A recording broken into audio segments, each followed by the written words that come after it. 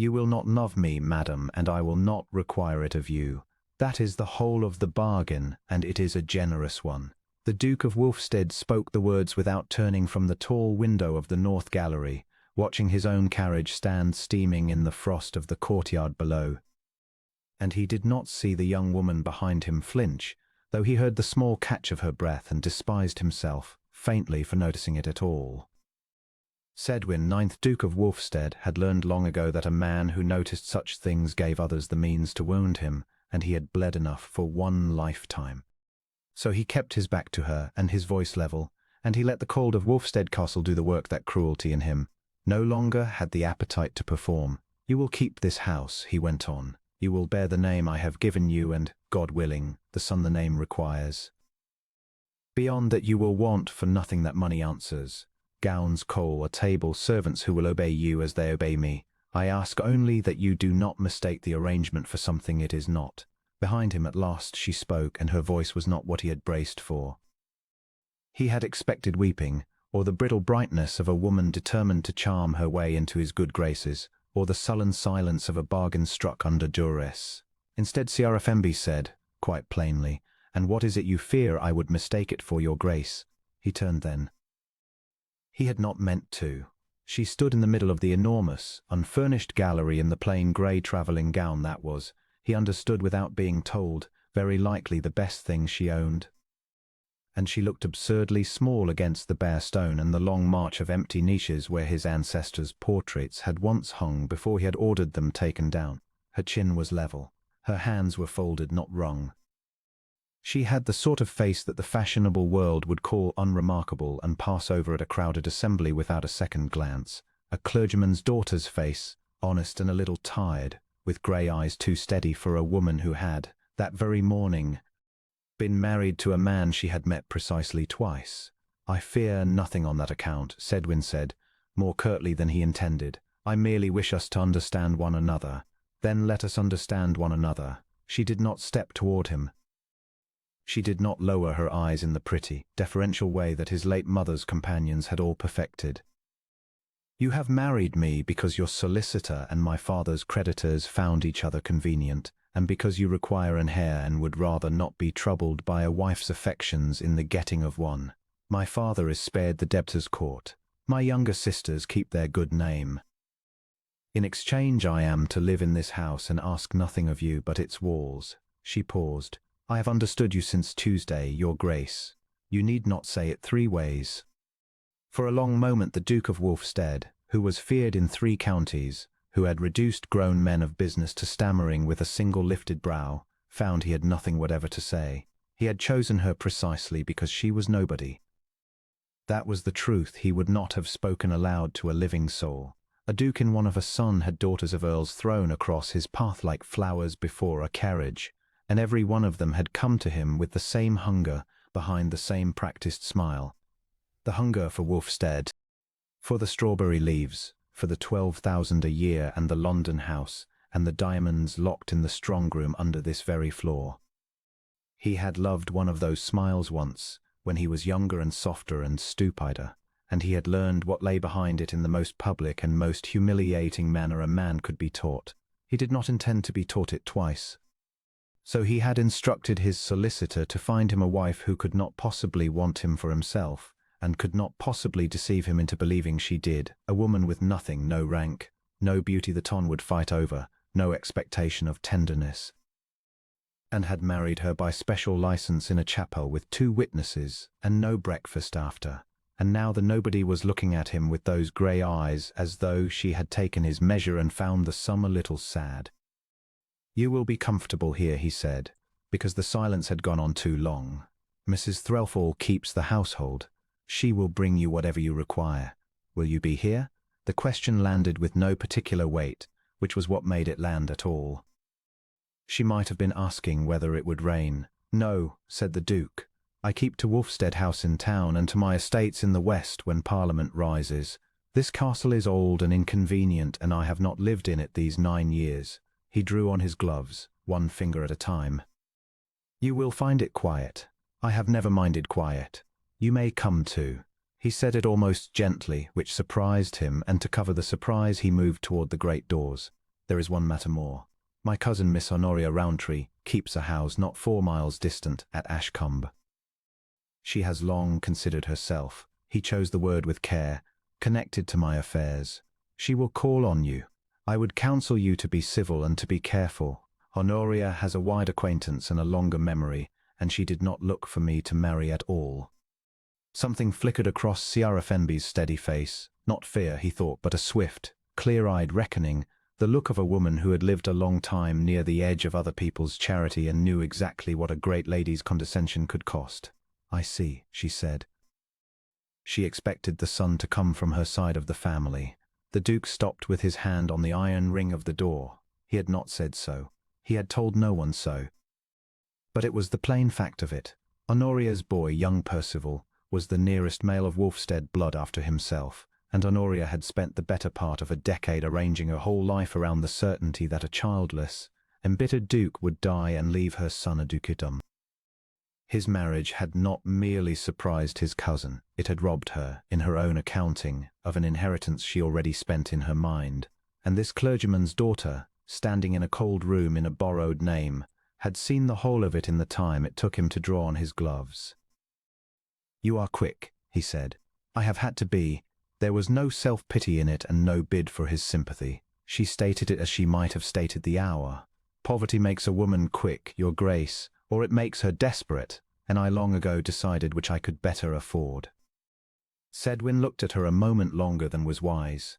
Then he inclined his head, a bare courtesy, the sort he gave men whose competence had earned it, and he went out, and the great doors of the north gallery boomed shut behind him with a sound like a stone dropped down a well. He did not look back at the house as the carriage pulled away. He made a point of it. The frost had thickened on the avenue of leafless limes, and the castle reared up in the grey afternoon behind him, all blind windows and cold chimneys.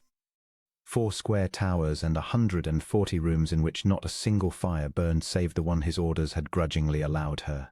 And he told himself, as the wheels found the frozen ruts, that he had done the girl no wrong. She would be warm, she would be fed. She would be safe, which was more than her father's debts had left her that morning. That he had also shut her, living and young, into a stone box he himself could not bear to inhabit, that he did not permit himself to consider, because a man who began considering such things soon found he had a conscience where his armor used to be. 10 miles on, at the posting inn where he changed horses, a letter was waiting for him, sent express and franked in a hand he knew too well. He broke the seal standing in the yard, the cold biting his knuckles. "Cousin," it began, in Honoria Rowntree's tall, forward-leaning script, "the county speaks of nothing else, and I confess myself all astonishment, that you should marry and marry so and tell not a soul you were ever fond of a private jest, but this one wants explaining. They say she is a Mr. Fenby's daughter of Nettlecombe, that there is no fortune, no family, no anything, that you found her, as it were, in a ditch of debt and lifted her out of Christian charity." "I will not believe you have been so imposed upon," said Wynne, "until I have seen the creature with my own eyes. I shall call at the castle within the week and satisfy myself. Percival sends his devoted duty to his cousin the Duke." He read it twice, and then he stood very still, and the ostler waiting on his pleasure took a prudent step backward, for the Duke of Wulfstead's face had gone to the flat, quiet hardness that men in 3 counties had learned to dread. He was not a man given to sudden feeling. He had spent 9 years and a great deal of effort ensuring he was not, but something turned over, slow and unpleasant, in his chest at the phrase "the creature," and again at "within the week." He knew that word in his cousin's mouth.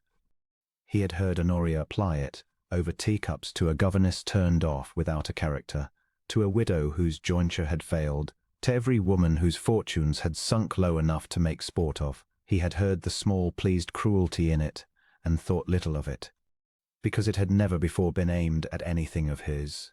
It was aimed now at a girl who had knelt to no one that morning, and had asked him only whether he would be there. He had told Ciara Fenby to be careful. He had not, he realized, told her the half of what she must be careful of. Honoria did not call to satisfy herself of anything. Honoria called to take the measure of an enemy, and she would find, in a friendless girl alone in an empty castle, the softest mark she had been handed in 10 years of hard scheming. For one unguarded instant the Duke of Wolfstead stood in the freezing inn yard with his cousin's letter in his hand and saw, with unwelcome clarity, that grey-eyed woman standing very small in the middle of his echoing gallery, saying, "I have never minded quiet." And he felt something that was almost the wish to turn the carriage around. He crushed the impulse as he crushed the letter into a hard ball and thrust into his great coat. "She is not my concern beyond the terms," he said aloud to the steaming horses and the ostler who did not understand him, and the words rang false even to his own ear, and he climbed back into the carriage and gave the order for London. Yet the thing would not lie down. All that long cold journey east, through the early dark and the rattle of the sleet against the glass, the Duke of Wolfstead found his mind returning, unbidden and unwelcome, to a single moment, not the wedding she had endured as one endures a tooth-drawing, and not the bargain which he had rehearsed 100 times before he spoke it, but the moment he had turned from the window against his own intention and found her looking back at him. He had married her because she wanted nothing from him. He had been so certain of it, so armored in it, that he had not once considered what it would be to stand in a room with a woman who truly wanted nothing from him, no flattery to offer, no advantage to angle for, nothing to perform. It was, he discovered somewhere near the third change of horses, a deeply unsettling experience, rather like turning to strike a blow and finding no one there to receive it. Every hard word he had prepared had struck empty air. She had simply agreed with him and seen through him and pitied him a little, and that last was insupportable. He did not want her pity. He wanted, he told himself firmly, nothing at all, which was the entire design of the arrangement, and if the design had produced in him this low, persistent hum of disquiet, then the design was working exactly as intended and the disquiet would pass. It did not pass. By the time the lights of London smeared yellow across the wet windows, he had made himself a promise, which he framed as prudence and knew, in the coldest chamber of his heart, to be something nearer flight. He would not return to Wolfstead Castle. He would send money and he would send instruction, and he would let Mrs. Threlfall's reports assure him quarterly that the Duchess of Wolfstead was in health, and he would put 4 counties and the whole machinery of the London season between himself and a pair of grey eyes that had looked at him for the space of a heartbeat as though they understood precisely how tired a man could grow of being feared. He had built his life on distance. Distance had never yet failed him. It would not fail him now. And so the Duke of Wolfstead went to his cold and glittering town and left his bride in his cold and empty castle, and each of them supposed, that first frozen night, that the other was the one who had been left behind. Back in the north, though he did not see it and would not learn of it for a long while, a fire that should not have been lit was burning. For when the last echo of his carriage had died in the avenue, Ciara Fenby had stood alone a while in the great grey gallery, and Mrs. Threlfall, a spare, upright woman with a face like a closed account book, had come to her with a candle and a curtsy pared down to the barest thing that could still be called one, and had said, "His Grace's orders are that you're to have the East Tower, madam. It's the warmest. The rest of the house is shut." And there had been in the housekeeper's flat voice the same message the Duke's letter carried and the empty rooms themselves declared. "You are a temporary thing, a means to an end, and the house need not trouble to love you, for its master does not." Ciara had taken the candle. She had thanked the woman by her name, which no one at Wolfstead had troubled to use to Mrs. Threlfall in a very long time, and she had watched something uncertain move behind the housekeeper's shuttered face.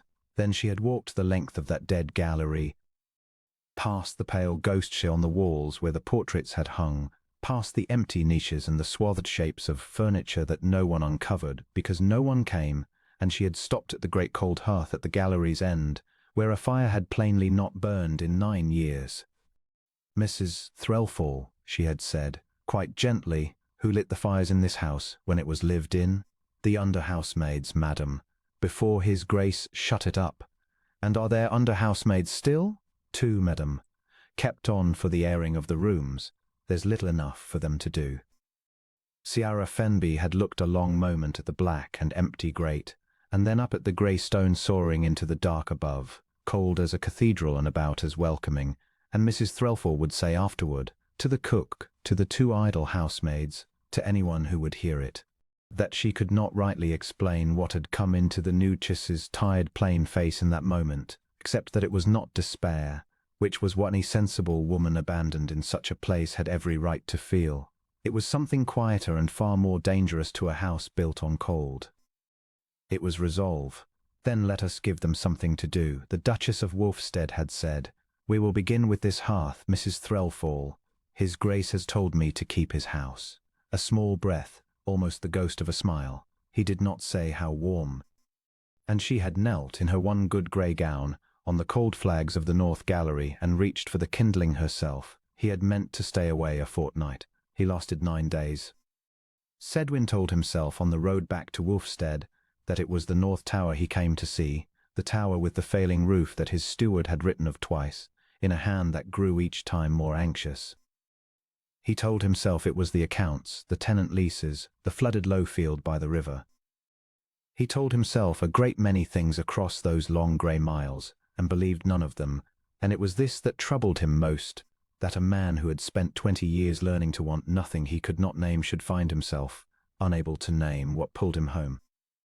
The castle rose out of the wet dusk as it always had, huge and dark against a sky the colour of pewter, and he sat his horse a moment at the crest of the drive and looked at it the way a stranger might. He had given her this. He had stood in the great hall 9 days ago, with the wind moving through the empty rooms like something breathing, and he had told her, in a voice he had made deliberately flat, that this was her house now, that she would want for nothing, and that he would not often trouble her with his company. He had watched her face for the flinch he expected, the dismay of a woman who has bartered her youth for a title and been handed a ruin. It had not come. She had only looked about the vast cold hall at the shrouded furniture and the hearth that had not been lit in months, and she had said, quietly, that it was a great deal of house to be lonely in, and then she had thanked him, as though he had given her a gift and not a sentence. That was the thing he had ridden 9 days to be rid of, and could not. He gave the horse to a boy in the stable-yard and went in through the side door like a trespasser in his own hold, and stopped, one hand still on the cold iron of the latch, because the passage was warm. Not the thin, grudging warmth of a single grate. Warm. The stone underfoot had lost its tomb chill, and there was light spilling from the far end where no light had any business to be, and a smell bred, he thought, and beeswax and wood smoke.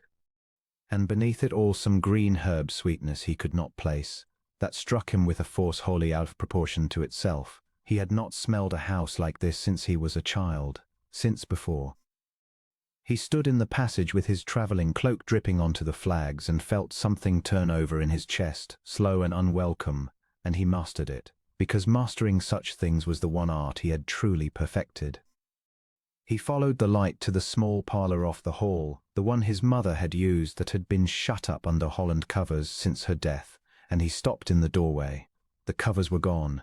A fire burned high and clean in the grate.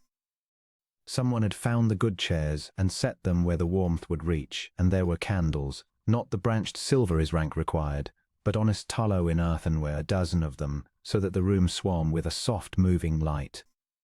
And in the midst of it, on her knees on the hearthrug with her sleeves pushed to the elbow and a smudge of soot on the underside of her wrist, was his wife coaxing a length of ribbon from the jaws of a small ill-tempered dog he had never seen before in his life.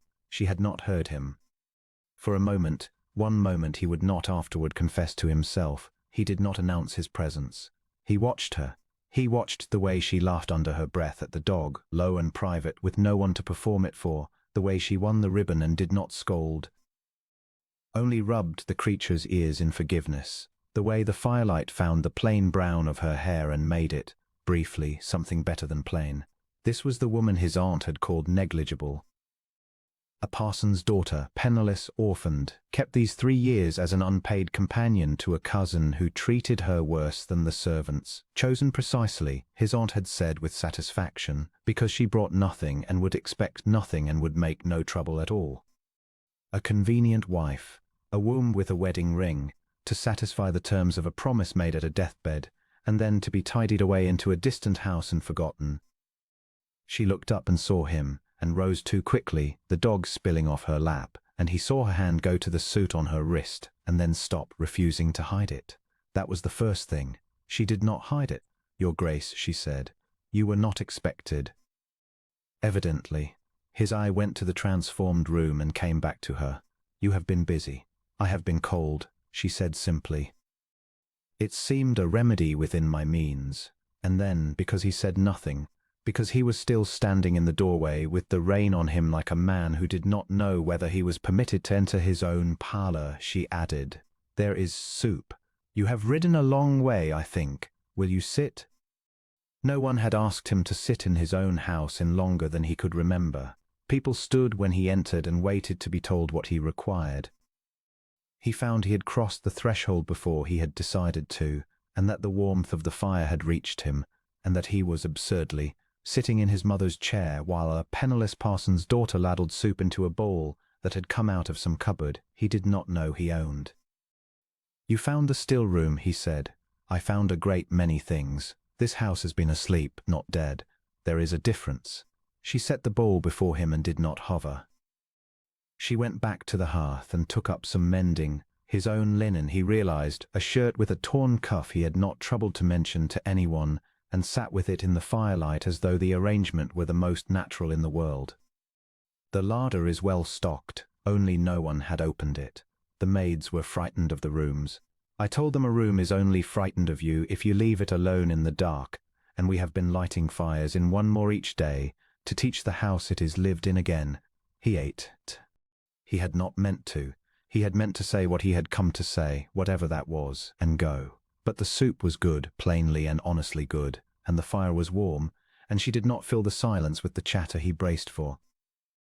Honoria, his cousin's widow, who had angled for this marriage herself before his aunt settled on the negligible parson's girl, Honoria would have filled every second of it. Honoria talked the way water runs downhill, ceaselessly and toward her own advantage, laughing at things that were not funny and touching his sleeve, and telling him what a martyrdom his position must be.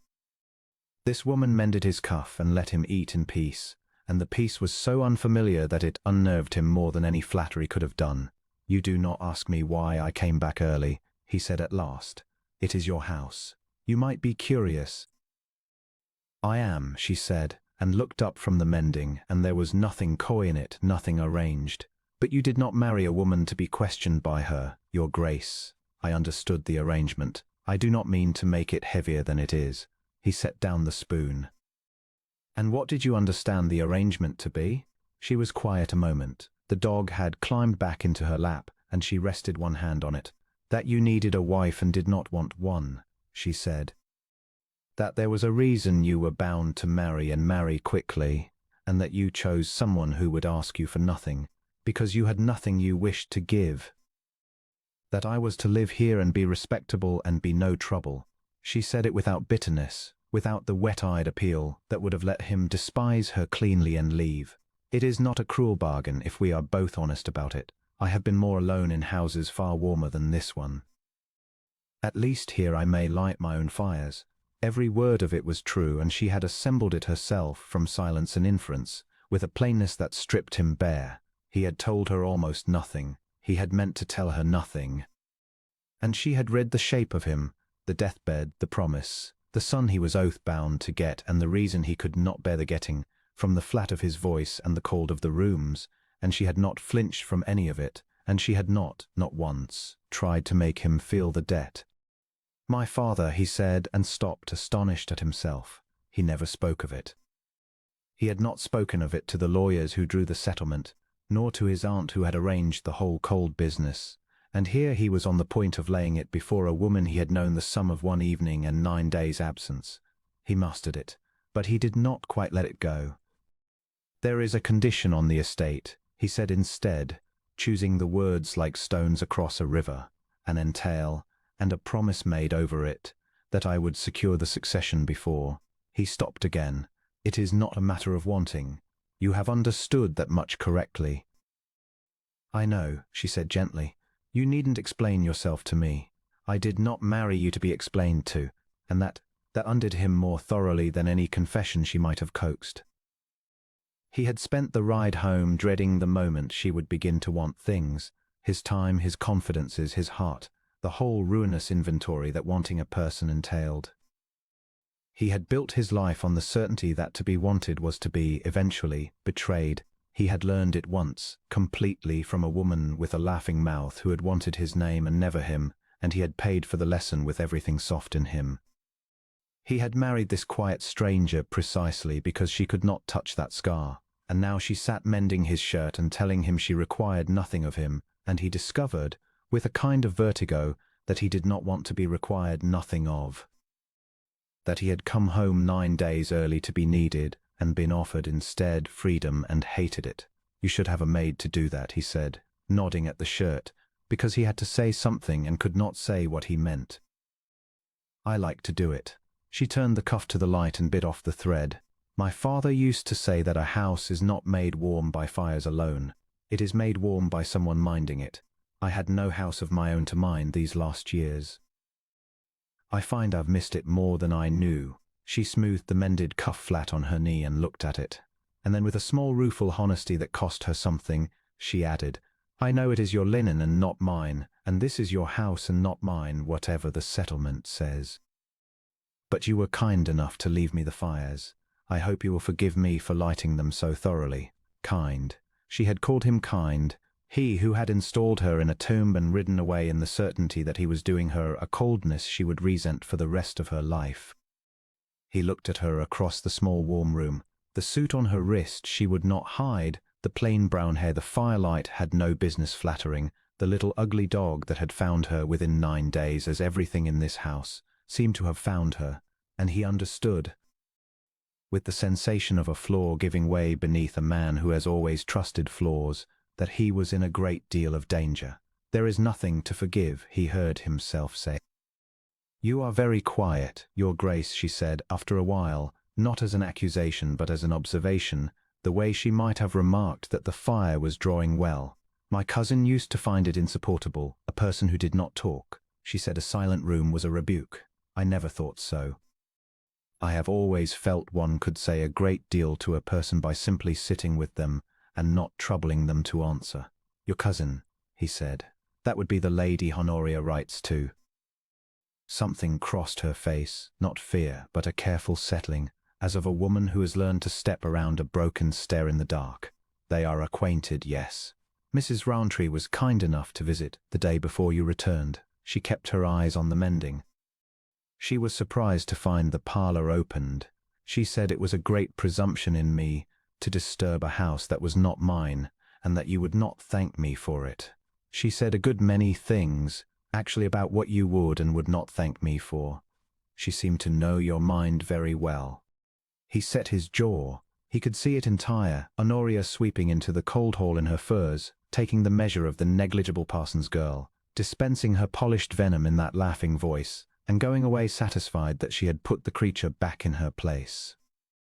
And he could see, too, that this woman had said nothing of it, would have said nothing of it, had he not asked, that she had absorbed the cruelty and simply gone on lighting fires. And what did you answer her? That I was cold, Chiara said, and that I did not think you would grudge me a great, whatever else you grudged me. She did not care for the answer. A small, tired honesty touched the corner of her mouth. I do not think she cares for me at all, Your Grace, and I have wondered whether she hoped this house would be too much for me, that I would write to you begging to be taken somewhere warmer, and prove myself the trouble your aunt promised I would not be. I did not wish to give her the satisfaction, so I lit the fires instead. He looked at her a long moment. Honoria had wanted this marriage for herself, had wanted the name, the coffers, the great cold consequence of being Duchess of Wolfstead, and had been passed over for a girl who owned 2 gowns and asked for nothing. And he understood now, with perfect clarity, exactly how patient and how thorough that woman's resentment was likely to prove. He ought to have felt the old wariness close over him like water. Instead, he felt only a strange, fierce wish to stand between this quiet stranger and the whole laughing pack of them. You will send for me, he said, and it came out rougher than he intended. If she troubles you again, or anyone, you will not simply light another fire and say nothing. She looked up, plainly startled, as though it had not occurred to her that she might be worth the sending for. I would not wish to be a trouble to you. You have understood a great deal correctly, he said. You may leave that part to me. The clock on the mantel, which he was certain had not gone in years, which she must have found and wound and coaxed back to speech like everything else, struck the hour into the silence. She rose to see whether he wanted more soup. He wanted instead, and with an intensity that appalled him, to keep her in the room, to keep her talking, to sit in his mother's chair in the light of tallow candles and be, for one more hour, a man in a warm house with a woman who asked him for nothing and had, without seeming to try, taken from him the only thing he had sworn never to give again. He stayed the night at Wolfstead. He told himself it was the hour and the rain and the North Tower he had come to see. In the morning he would ride out and see it, and settle the accounts and go. He lay awake a long time in the great cold state bedchamber she had not presumed to warm, listening to the wind he had once found companionable move through the rooms he owned, and finding that the sound had changed. It was not empty any more. Somewhere below him a fire she had lit was burning down to embers in a grate his mother had loved, and a small ill-tempered dog was asleep on a hearthrug, and a woman he had married to keep at the farthest possible distance from his heart was sleeping under his roof, and he could not, for the life of him, stop listening for her. He did not go in the morning. He told himself the tower could wait another day. The carriages came up the long drive in a river of lamplight, and Sedwin stood at the head of his own great hall and watched them arrive as a man watches weather he cannot stop. He had not wished for this evening. His steward had pressed it upon him. A duke newly wed owed the county a sight of his duchess, or the county would invent one, and so the doors of Wolfstead, which had stood shut against company for the better part of 4 years, were flung wide, and the cold rooms filled with the noise of people who had come chiefly to look. They had come to look at her.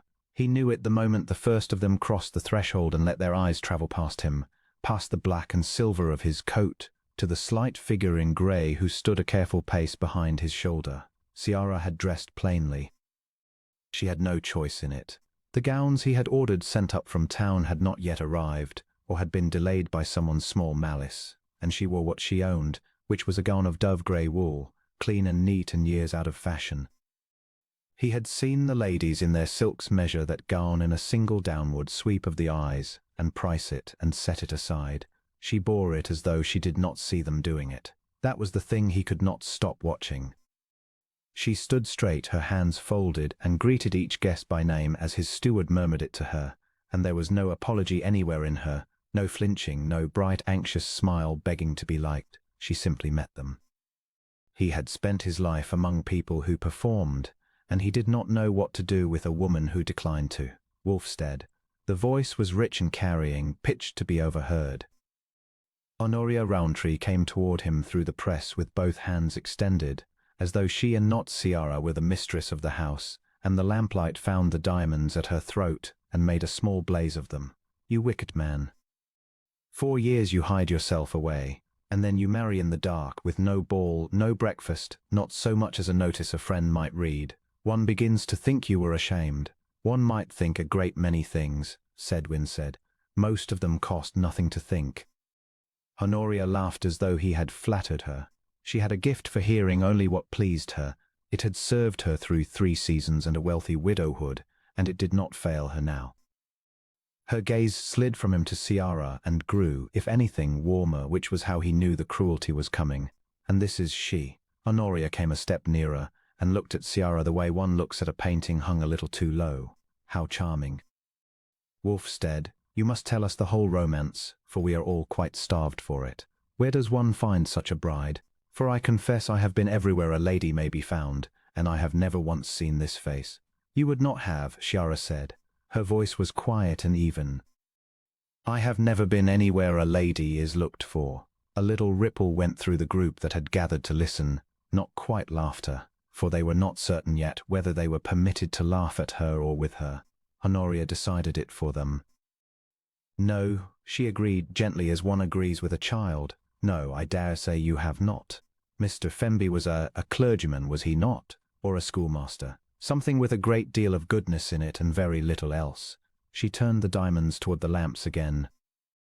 How refreshing to bring such simplicity into a house like this. One grows so tired of accomplishment. Tell me, my dear, do you sing? Do you play? Have you any French? No? Well, There is a great deal to be said for a restful companion.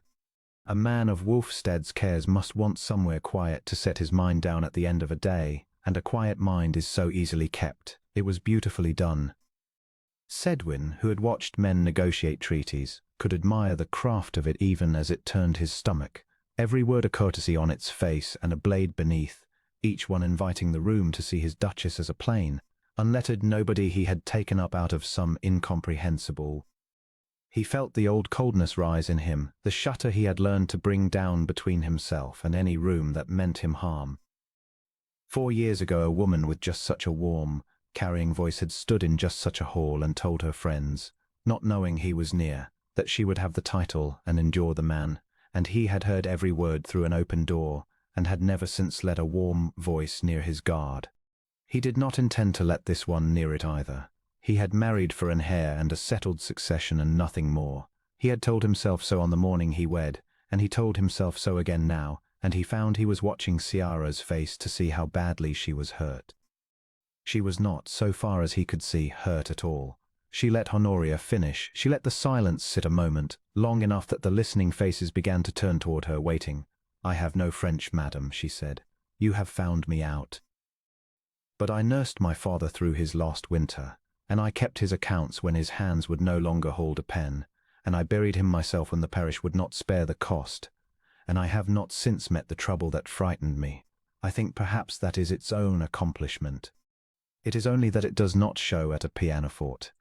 She said it without heat, without a tremor, looking Honoria full in the face, and the room, which had been prepared to laugh at her, did not laugh. Something in the plain fact of it silenced them. Honoria's smile stayed fixed upon her mouth, but had stopped meaning anything, and for one instant, before she covered it, there was a flat surprised anger in her eyes, the anger of a duellist who has struck at an unarmed woman and felt her turn the blade. Sedwin heard himself speak before he had decided to. "Mrs. Rowntree was asking after the romance," he said, and his voice carried down the hall as it had carried across rooms than this. "There is little enough to tell, but this much I will say for it. I have kept company these years with a great many people who play and sing and have their French, and I have not once heard from any of them a sentence I would trouble to remember in the morning. My wife has been under this roof a fortnight, and she has already said 3. He let that settle. I find I prefer the accomplishment that does not show at a pianoforte. Come, the tables are laid, and I will not have my guests kept standing in a cold hall while we discuss my marriage as though it were a horse." He offered Ciara his arm. It was a small thing, a thing any husband might do, and he had not planned it, and he felt the whole length of the hall register it. The Duke of Wulfsted, who stood apart from everyone, standing plainly, publicly, at the side of the grey little nobody they had come to price. Honoria's chin lifted a fraction. The war, he saw, was not over. He had only cost her the first field. But Ciara's hand came to rest on his sleeve, light as a leaf, and he felt the smallness of the pressure through the wool and the strange unwillingness to have it taken away, and he led her into supper past the silks and the diamonds and did not look at any of them. The supper was long and the talk was loud, and he heard almost none of it. Twice he caught Honoria bending to the ear of the woman beside her, and twice he saw the woman's glance flick towards Ciara and away, and he knew the story of the gown and the parish burial was already being remade into something a drawing-room could use. He could not stop that. He had learned long ago that a man cannot follow a whisper down every corridor it runs. What surprised him was that he wished to. Halfway through the courses there was a second sally, gentler in its costume than the first and crueller in its aim, a thin elderly baronet down the table. One of Honoria's people remarked into a lull that it was a pity so fine a house should stand so bare, and let his eye rove pointedly up the naked walls, and wondered aloud whether the new duchess had brought any little things of her own to soften it, some small treasures from her father's house. Perhaps some family plate. He knew, they all knew, that a parish curate's daughter had brought nothing but the clothes she stood in. Sedwin felt his jaw set. He was already framing the cold sentence that would end the man's evening when Ciara answered, before he could. "I brought 2 things, sir," she said, and there was no shame in it, only a plain gladness that made the whole table lean a little to hear. "My mother's Bible, with all our names written in the front of it back 4 generations, and a wooden spoon my father carved the winter I was born, because there was no money for a gift, and he would not have me come into the world ungreeted. They are the only wealth I ever knew, and I would not trade them for the plate of every house in this county. As for the bare walls, a wall is only bare, sir, until someone troubles to make it otherwise. I find I am not afraid of a little trouble." She smiled at him quite kindly and returned to her plate, and the baronet, who had expected a blush and got a benediction, could find nothing whatever to say. Sedwin looked down the length of his own table at the woman he had married for an heir and nothing more, and felt something turn over in his chest that he had no name for and did not want to name, and reached for his wine to have somewhere to put his hand. It was near midnight before the last carriage groaned away down the drive, and the servants began to snuff the candles in the far end of the hall, so that the great room darkened by degrees from its edges inward. Sedwin did not go up. He had meant to. He stood a while at a window instead, watching the lamps dwindle between the trees, and when he turned he found that Ciara had not gone up either. She stood by the near hearth with a branch of candles, looking not at him but at the walls, at the high bare stone where, in another man's house, there would have been portraits, tapestries, the crowded evidence of a family. "You may say it," he told her. "Whatever it is you are thinking of my hall, everyone else has. I was thinking it is very cold," she said, "and that it need not be." She turned then, and the candlelight moved on her face.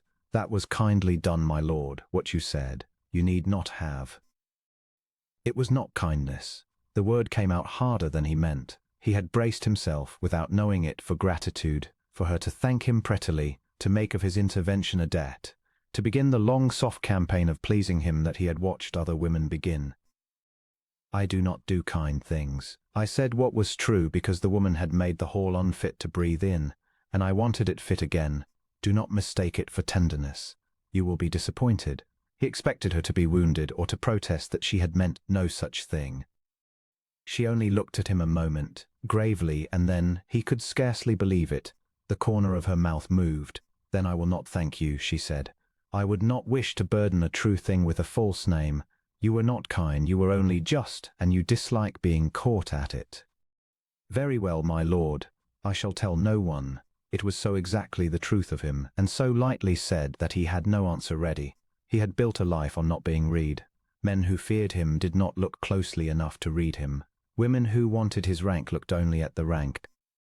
And here was this grey creature from a parish that would not bury her father, who had known him a fortnight, telling him plainly to his face that he hid his justice behind a temper because he could not bear to be thanked. He ought to have been angry. He waited to be angry. It did not come.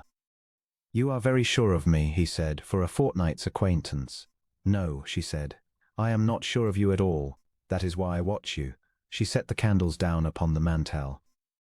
"You are the first thing in this house I do not understand, my lord, and I have never in my life been able to leave a thing alone that I did not understand. My father used to say it would be the ruin of me." He said it fondly.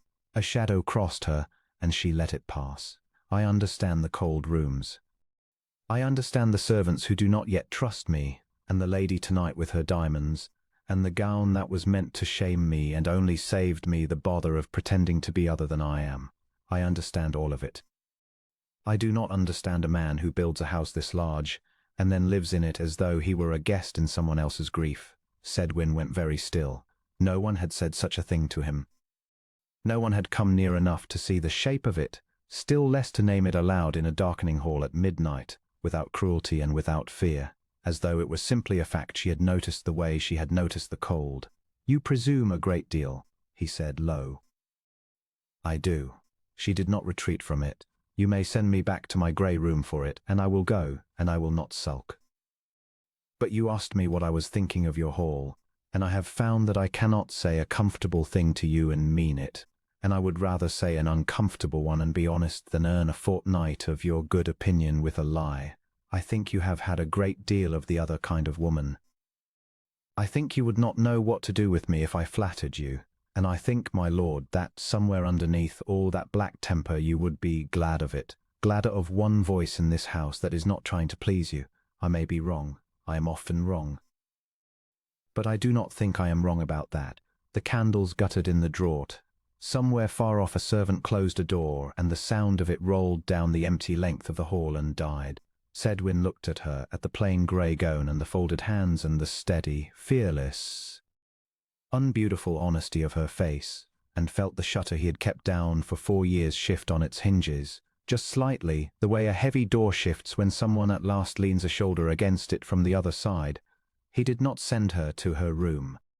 That was the thing that frightened him afterward, lying awake with the fire low. Not that she had presumed, but that when the moment came to be cold with her, to close the door and end it and put her back at the careful distance a man keeps his convenient wife, he had not wanted to.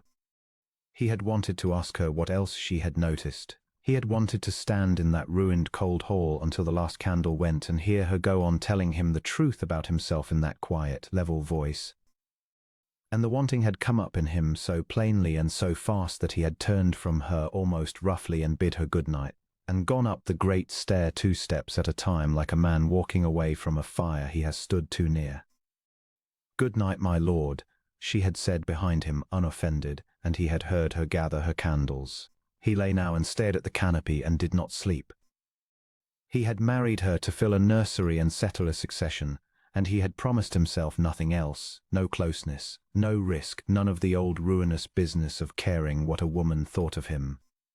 And in one evening she had stood in his hall in a shabby gown and disarmed the cruelest tongue in the county with the plain truth, and then had turned that same plain truth upon him and left him wanting, more than he had wanted anything in 4 cold years, only to keep her talking. He turned on his side and shut his eyes and heard again, "I do not understand a man who lives in his own house as a guest in someone else's grief," and knew, with the particular dread of a man who has spent a long time being safe, that he was no longer safe at all. He did not sleep. Long after the last carriage had rolled from the courtyard and the great doors of Wulfstead had been barred against the cold, Sedwin sat in the dark of his study with a single candle guttering at his elbow, and found that the whole of it, the sneering, the wine, Honoria Roundtree's lot appealing off the marble like struck glass, had gone thin and distant in his memory. Only one thing held its colour. The way Ciara Fenby had lifted her chin in that echoing hall, and said the thing that silenced the room, and then in the quiet corner afterward, had spoken to him as though he were only a man and not a coronet with a pulse. He had wanted to keep talking to her. He wanted it still.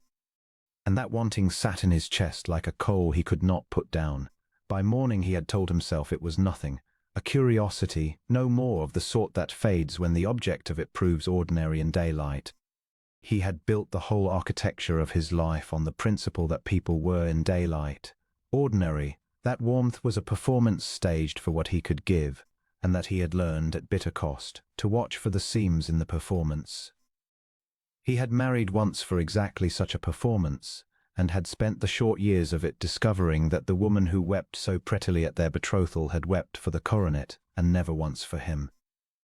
He had buried her with more relief than grief, and been ashamed of the relief, and closed a door somewhere behind his ribs that he had not opened since.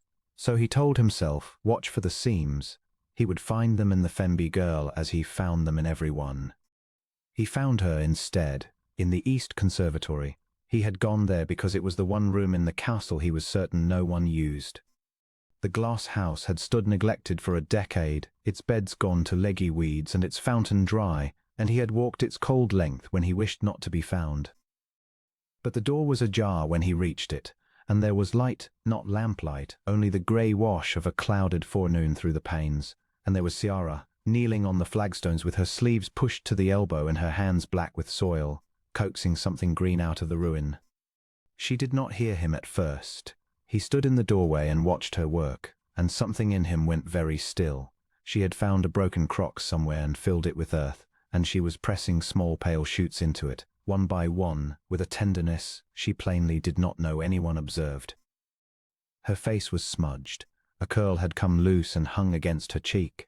She was humming very low, some plain tune with no grandeur in it at all, and she looked, he searched for the word and disliked the one he found. She looked at home. In his empty castle, on her knees in the cold, she looked more at home than he had ever felt beneath his own roof. They will not grow, he said, because he could not bear the tenderness of watching a moment longer. Nothing has grown in this house in 10 years. She did not startle as much as he expected. She sat back on her heels and looked up at him, and if there was color in her cheeks it was from the cold and the effort and not from any fear of him.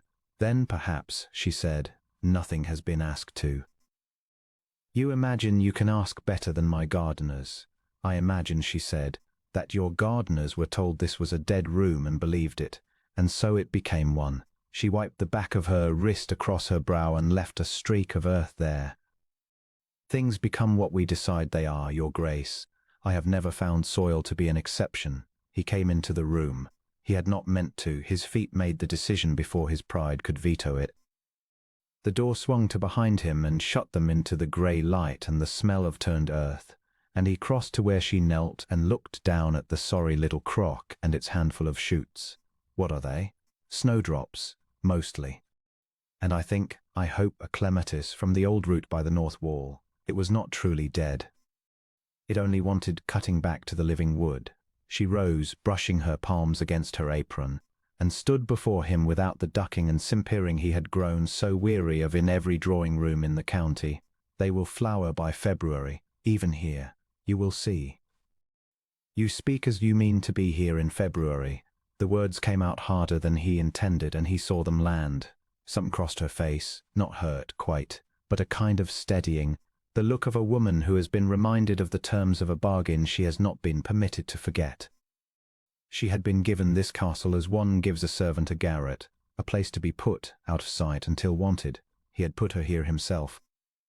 He had ridden away from these very doors 3 weeks past without a backward glance, telling himself he had discharged an obligation and need think no more of it. I mean to be wherever I am set, Your Grace, she said quietly, and to make it worth the setting.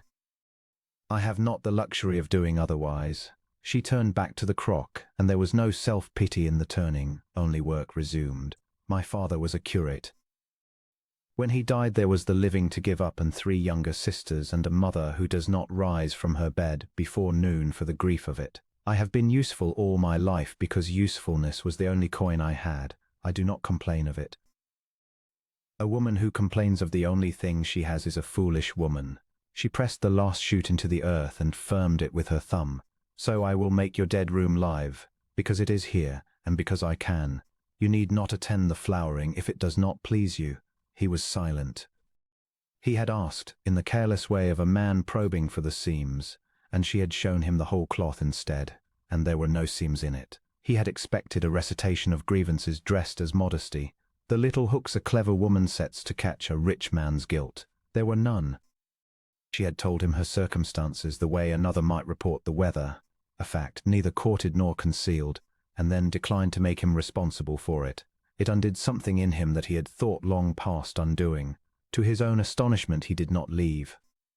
There was a low stool by the dry fountain, and he drew it near and sat, a Duke of Wolfstead sitting on a gardener's stool in a ruined glass house, and watched her sort the pale roots into their kinds.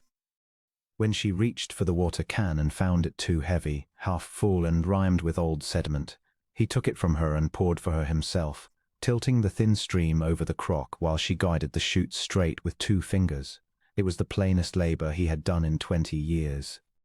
His secretary would have fainted to see it. He found he did not care, and the not caring was itself a small vertigo. You will spoil your gloves, she observed. I have others. That is the whole of the trouble with your Grace's world, she said not unkindly, tucking earth about a stem. There are always others. Another glove, another room, another season. Nothing is asked to last, and so nothing does. In my father's house we had 1 good cloth for the table, and we mended it for 11 years, and I loved it better at the end than at the beginning, for every darn in it was a Christmas or a christening we had lived through. A thing you cannot replace, you learn to keep warm. She glanced up at him. This house is full of things no one has troubled to keep warm, including, I think, its master. He should have rebuked her. He set the can down instead and was quiet, and the quiet was not cold. You had a reply last night, he said at length, when Miss Rowntree spoke of your gown. Sarah's mouth curved, faintly, ruefully. I ought not to have said it. You said that a gown may be turned and made to serve a second season, whereas a cruelty once spoken can never be made to serve at all. He had turned the sentence over a dozen times since. The room did not know whether to laugh. The room laughed. At me first, and then, when it understood, at her. I would as soon it had done neither. She looked at him, and for the first time there was something like reproach in it, gentle but unmistakable. You could have stopped it before it began, Your Grace. A word from you and she would not have dared. But you waited to see whether I would sink or swim, and only put out your hand when I'd already reached the bank myself. She said it without heat. I do not blame you for it. I only mark it. A person learns quickly, in a house like this, who will put out a hand and when. No one spoke to him so. Not his steward, not his cousins, not the men in Parliament who feared his vote and flattered his person in the same breath. He had commanded a duchy since he was 22, and no living soul had told him plainly to his face that he had fallen short of decency and been slow to mend it. He waited for the flush of anger that such words ought to raise. It did not come. What came instead was a strange, unfamiliar lightness, as if a door long swollen shut had been struck once, hard, and shifted on its hinges. You are not afraid of me, he said. It was not quite a question. I am a little afraid of you. She wiped her hands and did not look away. You are a hard man, and I have seen you be cold, and I have not forgotten who holds the keys to every door I sleep behind. But I have buried a father I loved and nursed a mother who will not be nursed and gone hungry, so that my sisters need not. And after such things a duke's frown is a small wether. I am afraid of you the way one is afraid of a cliff edge on a clear day. I keep my footing. I do not fall off. Then, softer, as though it surprised her to say it, and I do not think you are only cold. A wholly cold man would not have crossed the room last night at all. The grey light had shifted. The clouds outside had thinned, and a single blade of pale sun came down through the dirty glass and fell across the crock of shoots and across her earth-blackened hands, and Sedwin, who had spent 10 years teaching himself to want nothing that could be taken from him, felt himself want, with a suddenness that frightened him, to take her hand in his and turn it over, and see whether the calluses on it were as honest as everything else about her. He did not. But he came near enough that the wanting was a physical thing between them, near enough to see the smudge of earth on her brow and the pulse moving in her throat, and she did not step back. She held her ground as she had held it in the great hall, and looked up at him, and the humming had stopped, and the whole vast frozen house seemed to have gone quiet around this one warm room to listen. You have soil on your face, he said. I have soil on most of me. Here. He lifted his hand. His own hand, that had signed writs and dismissed men, and never once in his memory reached toward another person save to shake in cold agreement, and with the edge of his thumb he brushed the streak of earth from her brow, and the touch was nothing, a half-second of skin. And it went through him like the toll of a great bell. She had gone very still. Her eyes, closed now, were not the plain brown he had catalogued across a crowded hall. There was gold in them, and a directness that did not falter even as her breath did. For one held moment neither of them moved, and the sun lay across their two hands where they hung in the cold air, not quite touching, and Sedwin understood, with the clean terror of a man watching the ground open, that he was in far deeper than he had let himself know. Then a bell rang somewhere in the house, the dressing bell, distant, mundane, and the moment broke like ice underfoot. Ciara drew a breath and stepped back and bent to gather her broken crock, and her cheeks were high with colour now that had nothing to do with the cold.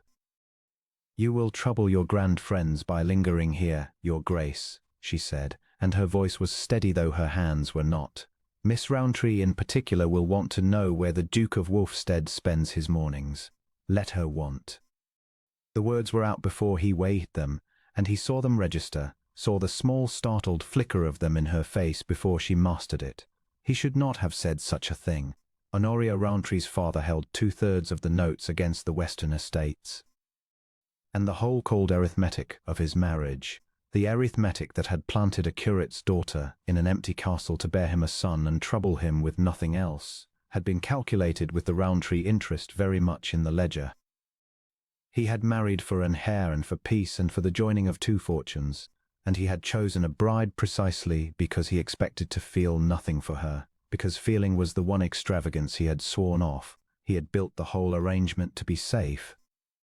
And here, in a dead room made living by a woman with dirt on her hands, he felt the safety of it cracking beneath him like river ice in a thaw. You need not have crossed it at all, she said, so low he almost missed it. That is what I cannot make out in you, your grace. A cold man leaves a girl in an empty castle and forgets her, and sleeps sound. He does not come to the one dead room and stand in the cold to watch the snowdrops. He does not learn her Christian name. I do not know what you are, but I know you are not what you have gone to such pains to seem, and it is a hard thing to be a little afraid of a man and sorry for him in the same breath. She lifted her chin. I should not have said that either. Say all of it, he heard himself answer.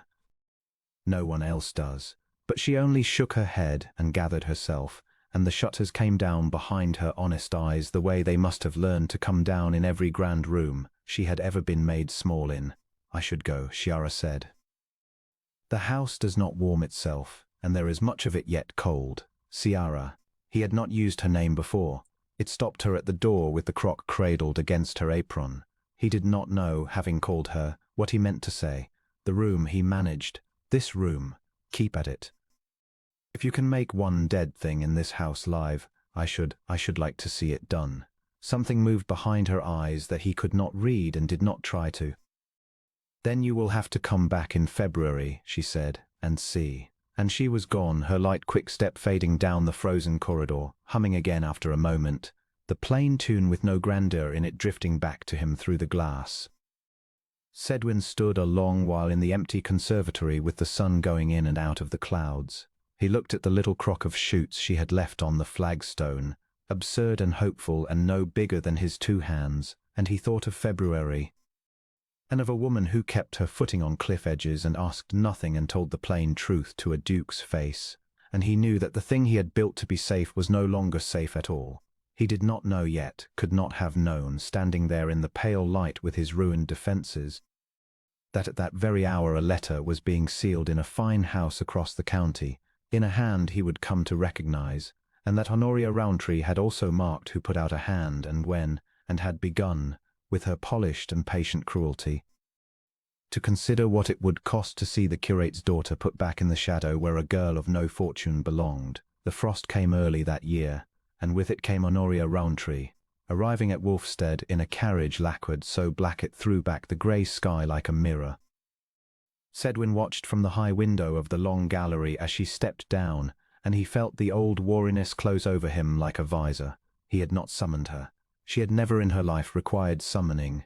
She arrived where advantage lay, the way water found the low ground, and she had scented something in the reports that reached her from this cold and echoing house, that the Duke of Wolfstead, who had married beneath him and left his bride to rattle about in empty rooms, gun against every prediction, to linger, he had lingered. He could admit that much to himself now, standing with his hand flat against the cold stone of the embrasure. He had stayed a fortnight past the day he meant to leave, and then another, inventing errands of estate that any steward could have discharged, so that he might come upon Ciara in the small parlour she had made warm, or find her in the neglected orchard coaxing a pruning hook through branches no one had touched in a decade. He had told himself it was curiosity. He was long past the age of lying to himself with any conviction. Wolfstead, Honoria said, when he came down to her in the entrance hall. She let the manservant take her furs and turned to him with that smile he had once found gracious and now found practised, every degree of it measured. You look well. The country agrees with you, or something does. You are far from your own road, Honoria. I was passing to the Verekas.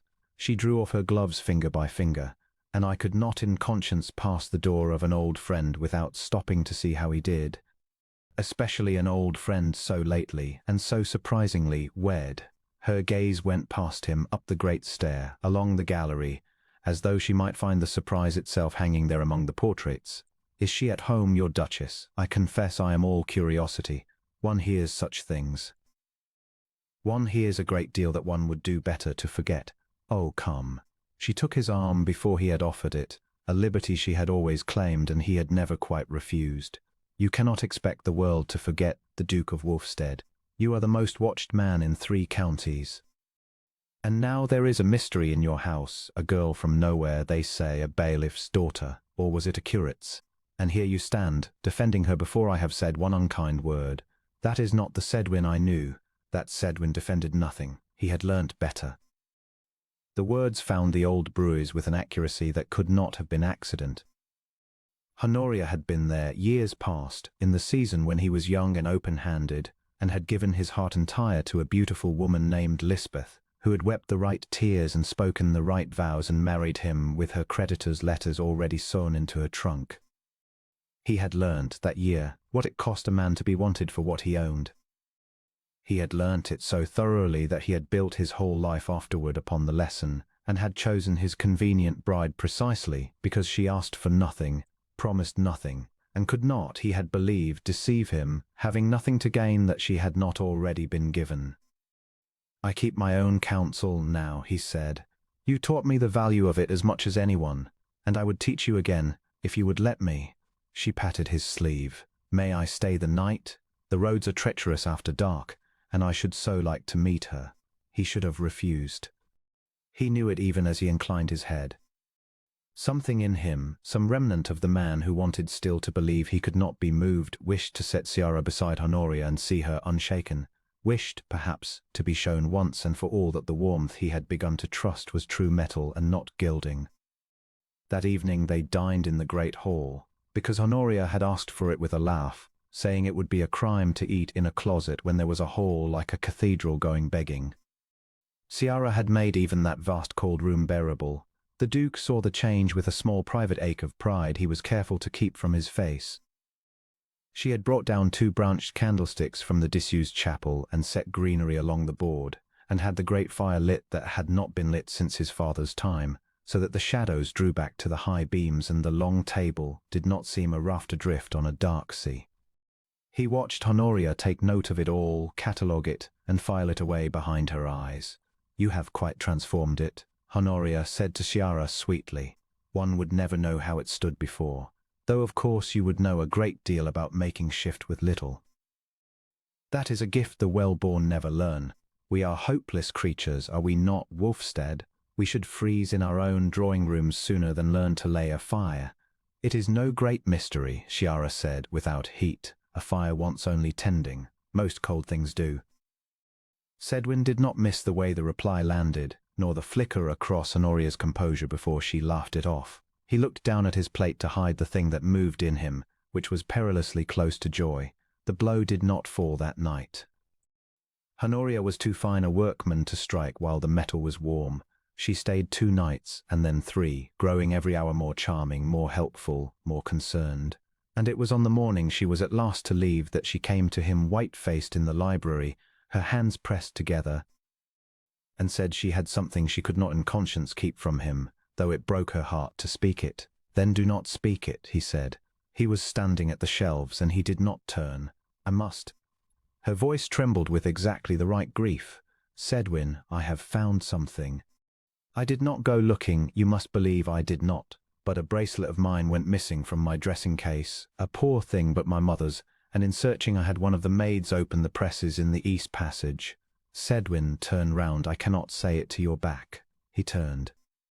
She held out a folded paper, and above it, catching the grey light, a rope of pearls he knew, the Wulfstead pearls, that had lain in the strong room under 3 keys, that had gone upon the throats of duchesses for 100 years, that he had not thought of since the day he married a woman he did not mean to give them to. They were in her chamber, Honoria said, wrapped in this. "And the paper, Sedwin, I beg you, read the paper." He took it because his hand moved before his judgment could forbid it. The hand was steady. Everything in him had gone very still and very cold, the old cold, the cold he had lived inside for years and had lately, foolishly, begun to leave. The letter was in a woman's hand, a plain, careful hand, the hand of someone who had learned her letters late and valued them. It was addressed to no one. It spoke of patience. It spoke of a man's fortune and a man's blindness, of how little it took to warm a cold house and a colder duke, of a plan to secure what could be secured before the novelty wore thin, and he remembered what she was. "Sell the pearls through the man in the town," it said. "He need never miss them. He notices nothing that is not in his own reflection." Sedwin read it twice. The second time he did not see the words at all. He saw Lisbeth's face, that season long ago, weeping the right tears. He heard her voice making the right vows. He felt again the particular vertigo of a man discovering the ground he had built his happiness upon was a painted cloth stretched over a pit. It had taken him 10 years to stop feeling it. It came back now entire in a single breath, as though no time had passed at all, as though he was still that young and ruined fool, and the certainty he had lately gathered, that Ciara Femby was true, that the warmth was true, thin to nothing, to a thing he had wanted so badly to believe that he had believed it against all he knew of the world. "I am sorry," Honoria whispered. "I am so very sorry. I know what she has come to be to you. I have watched it these 3 days, and my heart has ached for you. But I could not let you be made a fool of twice. Not you, not again, not again." There it was, the 2 words laid against the wound with a surgeon's precision. He set the letter down upon the table because his hand had begun, very slightly, to close upon it, and he did not trust himself to be gentle with paper or with anything. "Send for the Duchess," he said. His voice did not sound to him like his own. They came for her, and she came. He would remember that afterward, that she came at once, without dread showing in her step, because she did not yet know what she was walking into, that she had a smudge of ash upon her wrist because she had been laying a fire somewhere in his cold house even now, even this morning, warming a room she thought he'd begun to love her in. She saw the pearls on the table. She saw the letter. She saw Honoria's grieving face and his own, and he watched the understanding come into her, not all at once but in stages, the way cold comes into water. And he hated that he was watching for it, hated that some ruined part of him was reading her face as evidence and finding, God help him, that he could not tell. That was the poison of it. He could not tell. Lisbeth had taught him that a true face and a false one wear the same skin. "These were found in your chamber," he said, "wrapped in that letter. It is in a hand very like your own. Tell me it is not yours." She looked at the letter for a long moment. Then she looked at him, and what was in her face was not fear and not guilt but something worse, a kind of grief on his behalf, as though it were he and not she who stood accused and about to be cast out. "The hand is mine," she said quietly. "The words are not. I never wrote them. The hand is yours. It is the hand I write with, yes. I taught myself from a copybook when I was 9 years old. It is not a fine hand. It would not be difficult to counterfeit, for anyone who had seen the notes I keep of the household, and those lie open in the still room, where any might read them." She did not look at Honoria as she said it. She did not need to. "I did not take the pearls, Sedwin. I did not know they were in this house. I have never in my life owned a thing I did not earn or was not freely given, and I would not begin now, and least of all from you." She would say so, of course, Honoria murmured. "What else is there to say?" "There is nothing else to say," Ciara agreed, still looking only at him. "You will believe me or you will not. I have no witness but myself, and 1 letter against me in my own hand, and every reason a poor woman is presumed to have. I know how it looks. I know how it has always looked, for a woman like me standing in a room like this before a man like you." Her voice did not break, and that steadiness was somehow harder to bear than tears would have been. "I only ask that you believe me because you know me, and not doubt me because you were once deceived by someone who was not me at all." It was so close to the truth of him, so exactly the shape of the thing he could not say, that it took the breath out of him. And it was that, precisely that, the uncanny accuracy of it, that the old cold seized upon and turned. "She knows you too well," the cold whispered in Lisbeth's remembered voice. "A woman who studies a man so closely, who learns his wounds so well, who knows the very lever. Is that love or is that craft?" He looked at Ciara and could not, for one long and terrible moment, tell the two apart, and the not being able to tell was itself the wound reopening, the proof, he told himself, that he had let himself be blinded again. "Leave the pearls," he said. The words came from the cold and not from him. "And the letter. You will keep to your chambers until I have decided what is to be done."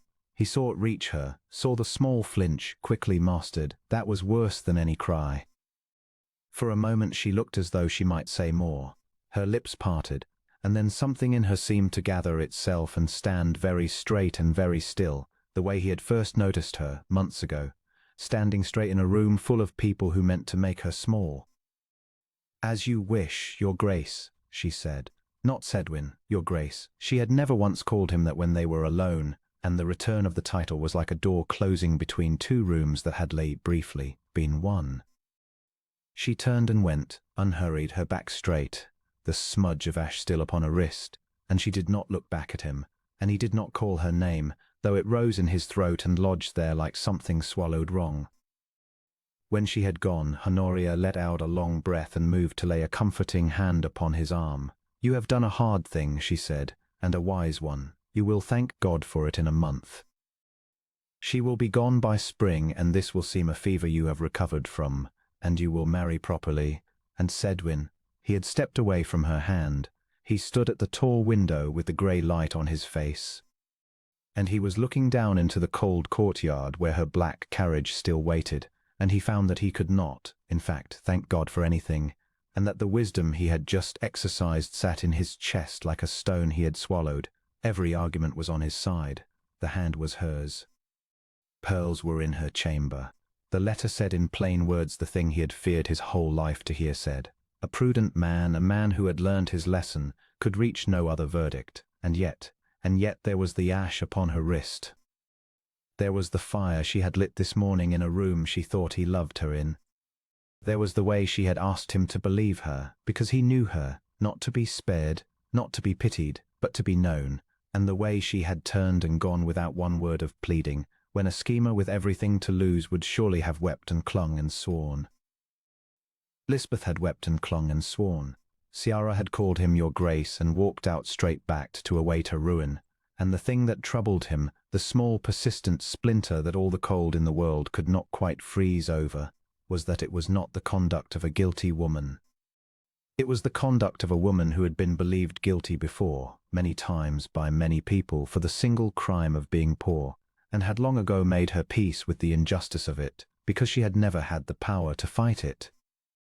"You are trembling," Honoria observed, and there was beneath her concern the faintest note of satisfaction, the sound of a workman regarding a finished joint. And it was that note, so small he might have imagined it, that he did not imagine, that caught in his ear like a burr. "Go on to the Verekas, Honoria," he said, without turning from the window. "You will lose the light. I could not leave you so. You have done what you came to do. Go." She went, in the end, with a great many soft words he did not hear, and her black carriage rolled out under the arch and dwindled down the avenue, and the cold house closed around him, silent now, the fires burning in their grates that a condemned woman had lit. He stood a long while with the letter in his hand and the pearls cold upon the table, a duke who had won every point of the argument, who had protected his fortune and his name and his hard-earned solitude, who had been proven, exactly as he had always known he would be. A fool to have trusted warmth. He had done the wise thing, he had done the safe thing. He had never in his life felt so entirely as though he had done a wrong one, and could not yet see how, and did not know that above him, in a shuttered room, Ciara Fenby was folding her few plain gowns into the same worn trunk she had brought, and setting the copybook of her careful hand upon the top, and preparing with dry eyes and steady hands to lose the only house she had ever managed to make warm.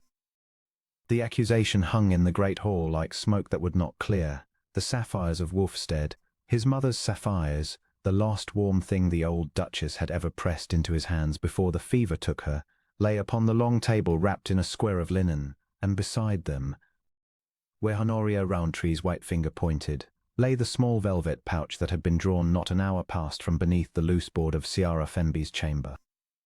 Sedwin, Duke of Wulfstead, stood at the head of his own table and could not make himself speak, and the silence of his mouth was the cruelest thing in the room, for it was the old wound that had risen in him and not his reason.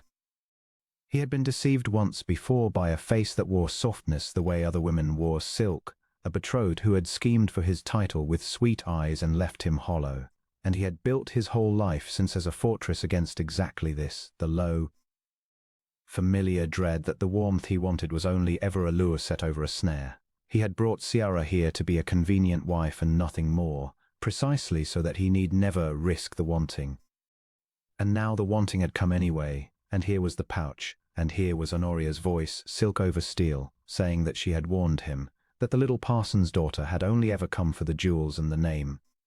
"She was penniless when you found her," Honoria said, gliding a half-step so the candlelight might favour her.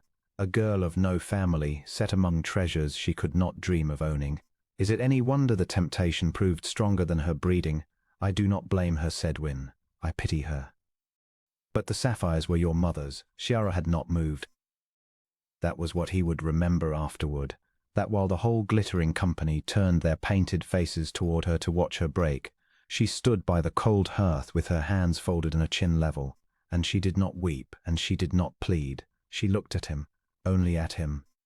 And in that look there was no guilt at all, only a grief so quiet and so deep that it went into him like a blade, because it was not grief for herself. It was grief for what he was choosing to believe. I did not take them, she said. Her voice did not shake. I have never opened that pouch nor touched a stone of it. But I see that my word is a poor coin in this house, and I will not cheapen it by spending it where it is not wanted. She turned to the assembled guests, to the sneering mouths and the lifted brows, and she inclined her head to them as though they had been kind. You will forgive me if I withdraw. I find I have letters to write. And she walked out of the hall, past Honoria, past the whispering silks, past her husband, with her back straight and her step unhurried, and the great doors closed behind her with a sound like the shutting of a book. The company let out its held breath in a rush of murmurs, well pleased. Honoria allowed herself the smallest curve of the lips. Sedwin stood among them like a man carved from the same cold stone as his walls, and he felt the fortress he had built settle around him, safe and airless. And he understood, with a horror that came up slow, and then all at once, that safety was going to cost him the only living thing that had ever entered these rooms. It was the steward who broke it. Old Holloway had served Wolfstead 40 years, had carried the boy Sedwin on his shoulders through these very galleries, and he came forward now from the shadow by the servants' door with his hat crushed both hands and his weathered face working. Your Grace, he said, and his voice cracked on it, I'll not hold my tongue, though it costs me my place. I cannot stand and watch it. Holloway, Honoria began. You'll let the man speak, Sedwin said, and there was such a low edge to it that the whole hall went still. Holloway swallowed. The night before last, Your Grace, I was about the corridors late, as is my custom, seeing the lamps put out. I saw a lady come from the direction of her Grace's chamber. She carried a candle low to hide her face, but I have eyes yet, and I saw the ring upon her hand, a great green stone, Your Grace, that I have admired at supper this fortnight. He lifted his own trembling hand and pointed it, steady now, at Honoria Rowntree, that lady. Not 2 hours before your gamekeeper found the jewels this evening. I said nothing, for who am I to name a guest of this house? But I'll be damned to name a good woman a thief to save my silence. Honoria laughed, a bright, brittle sound, the doting of an old servant.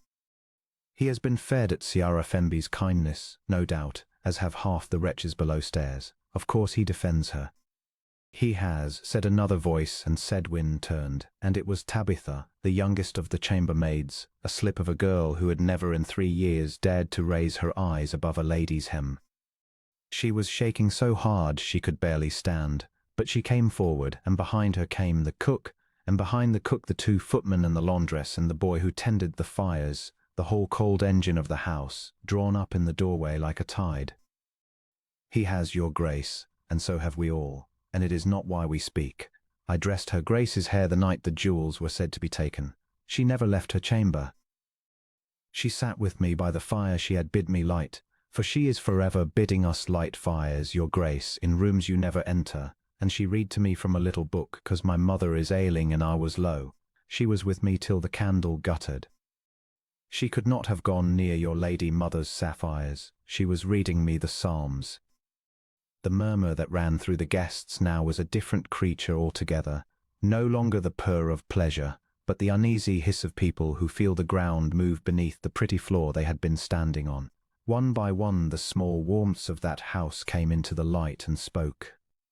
The cook, who told how her Grace had sat 3 nights running at a sick child's bedside in the gatehouse when the fever went through the tenants and no lady of quality would go near it. The laundress, who said that the Duchess had given her own good winter cloak off her back to a carter's widow and gone cold herself rather than see the woman shamefaced in rags. None of it was asked of them. It poured out of them the way water pours when a long-shut sluice is opened, and every word of it fell upon Honoria Rowntree like a stone. Sedwin looked at the velvet pouch upon his table, and then he looked at Holloway, and something cold and precise woke in him, the mind that had made him feared, that he had let his old wound drown all evening. He crossed to the table in 3 strides and took up the pouch and turned it inside out. There, caught in the seam of the velvet, snagged where a hasty hand had thrust the stones and drawn back, was a single long hair pale as flax. Ciara Fenby's hair was dark as a chestnut in autumn. "Whose glove," Sedwin said very quietly, "was it, Holloway, that you found this morning in the North Passage and brought to me thinking it a lady's careless loss? I bid you set it in the library, fetch it." Holloway went, and the hall waited, and no one now met Honoria's eyes. She stood very straight, but the candlelight that had favoured her a moment past seemed to have crept away from her face, and for the first time Sedwin saw beneath the polish of her to the thing that lived there, not passion, not even greed, but a small and airless envy. The envy of a woman who had schemed her whole life for warmth she could not counterfeit, and could not bear that another had made it out of nothing. Holloway returned with the glove. It was fine kid, dyed a particular deep rose, and stitched at the wrist with a device of interlocking R's. Every soul in that hall had seen its fellow upon Honoria Roundtree's hand at Suh. Sedwin held it up and turned it, and from within it, for a guilty hand hides a stolen thing in the nearest cloth and forgets, there slid onto the linen a single loose sapphire, small and blue and burning in the light, that had never reached the pouch at all. "You wished to plant them," Sedwin said. He did not raise his voice. He had never needed to. "And you dropped one and could not find it in the dark, and so you carried it away in your glove and left the glove behind you in your haste. It was in my house before it was ever in her chamber. You held my mother's stones in your own hand." He set the glove down upon the table as though it soiled him. "Say now that it is the doting of an old servant." Honoria's mouth opened and closed. The bright armour of her went to pieces so completely, and so publicly, that several of her own allies stepped back from her as from something contagious, and one great lady who had laughed loudest at Ciara turned her painted face away and studied the tapestry with sudden interest. "Sedwin," Honoria said, and her voice had lost all its silk, "you cannot mean to take the word of scullions over a woman of my—" "I mean to take the word of my own eyes," he said, "which is more than I did an hour ago, to my everlasting shame. You will leave Wolfstead tonight. Your carriage will be at the door within the hour, and you will be grateful, madam, that I am a colder man than you have made me wish to be, or I should send instead for the magistrate. You came into my house and you tried to make a thief of the one honest heart in it, because you could not endure that she is loved and you are only feared." He heard the word as it left him, loved, and it rang in the cold air, and he knew it for true even as the whole company heard it, and he did not call it back. Honoria Rowntree went white to the lips.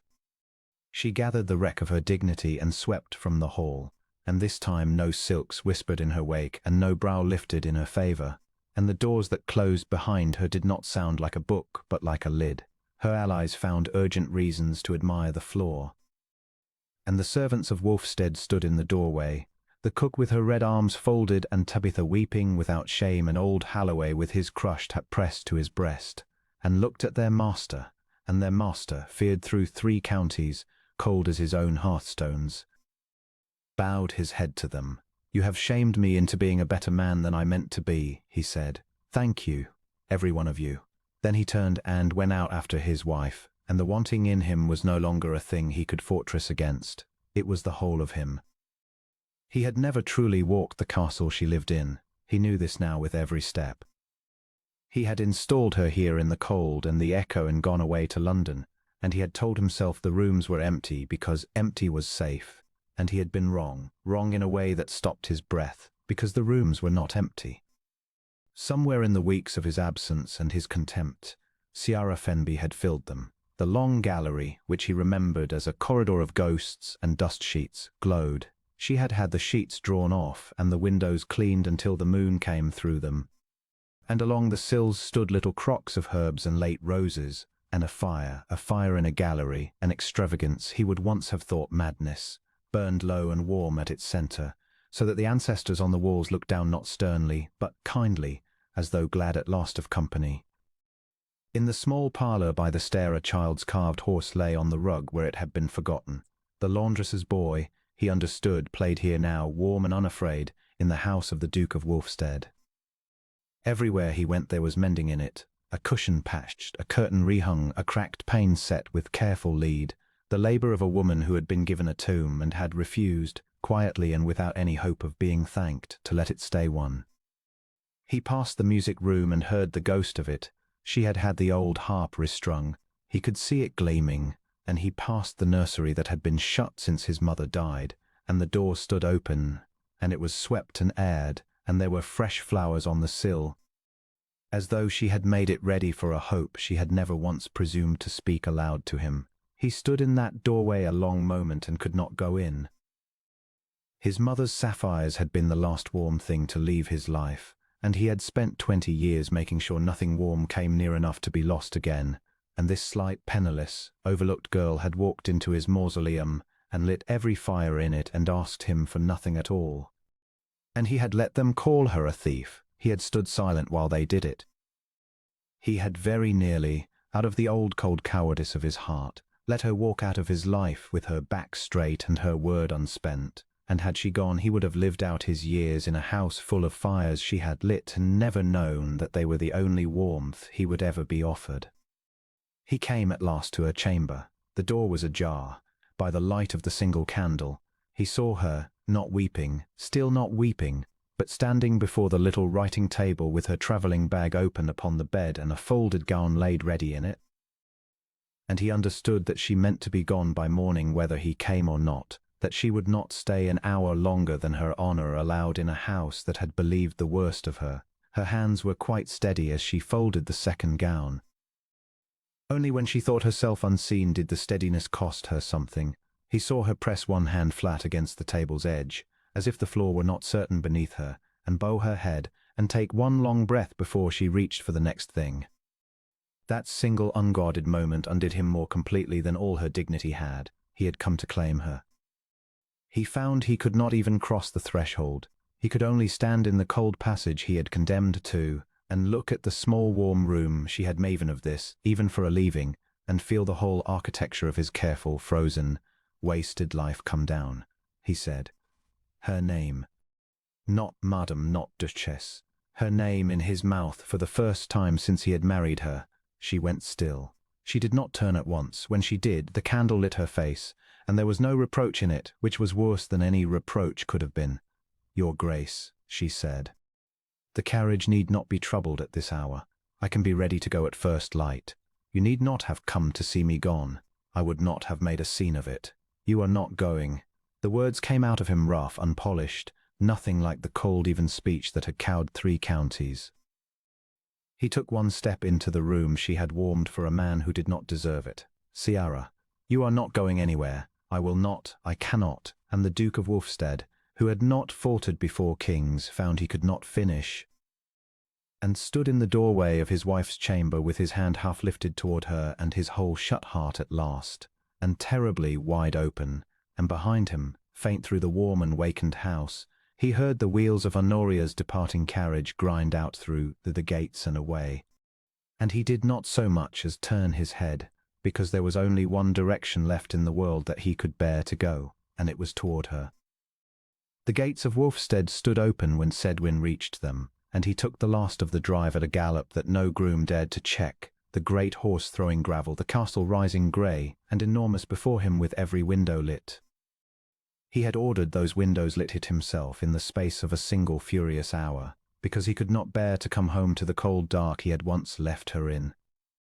That was the thought that had ridden with him the whole way from the county seat, past the hedgerows silvering in the last light, that he had given her an empty castle and walked away, and she had made it warm, and he had very nearly let others convince him to throw that warmth into the fire. He came off the horse before it had fully stopped. His boots struck the flags of the courtyard, and the sound rang up the walls the way every sound in this place had used to ring, hollow, unanswered. But it was not hollow now. There was lamplight spilling gold across the threshold, and the smell of baking bread that had no business in a duke's grand hall and yet had somehow become the truest thing in it. And somewhere above, faint, a child's laugh, young Tobias, the gardener's orphan boy she had taken under her wing without asking anyone's leave. Sedwin stood a moment in the doorway of his own house like a stranger, and understood that she had done to these stones exactly what she had done to him. She had filled the empty rooms. He found her in the long gallery, and the sight of her stopped him where he stood. She had not fled. That was the thing that undid him first. After all that had been said of her in that crowded hall, the false letter, the accusation of the stolen jewels that Honoria Rowntree had pressed into a footman's hand and sworn upon, the polished chorus of voices that had named Ciara Fenby a thief and a schemer come to fleece a widowed duke, after all of it, she had not run. She stood among the candles she had lit, straightening a fold of the old tapestry that had hung crooked since his grandfather's day, as though the world had not just tried to end her. She wore the same plain grey she had worn the day he first left her here. Her hands were steady. Only when she turned and saw him did they still entirely, and something moved across her face that she could not master, and he was glad of it, because it meant she had feared he would not come. "Your Grace," she said. He said. His voice came out rougher than he meant. "Not that. Not from you. Not ever again." She looked at him. She did not flatter him with relief, did not rush to him, did not perform the joy that any other woman of his acquaintance would have arranged upon her features the instant a duke's favour turned back her way.